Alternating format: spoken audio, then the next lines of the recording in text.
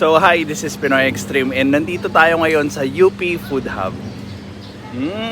And sakto-sakto para sa topic natin, ang pag-uusapan natin ngayon tariffs. Ano yung epekto nito doon sa nagpapatupad? And well, maybe dagdag na rin natin yung intentions behind the tariffs. This is Pinoy Extreme. Let's do this.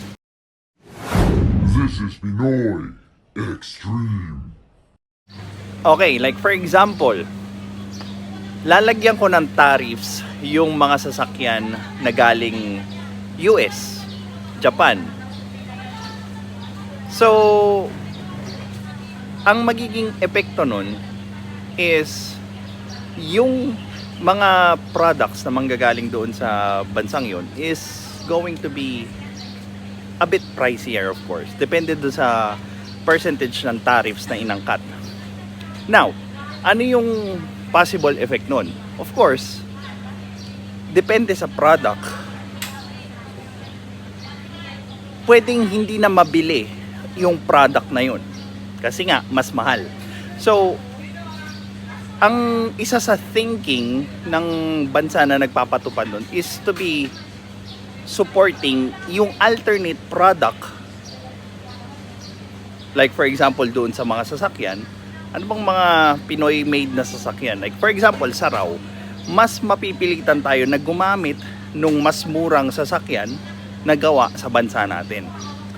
But that is usually not the case. Ang nangyayari is when we try to buy or when we try to impose tariffs doon sa mga kilalang produkto na binibili natin, we somehow are forced to buy those products. Well, because maybe doon sa quality na rin ng brand na nilagyan ng tariffs. So, ang isa pa sa iniisip din kasi ng mga bansa na nag-i-impose ng tariffs is that they could cut the need to import those products by creating their own.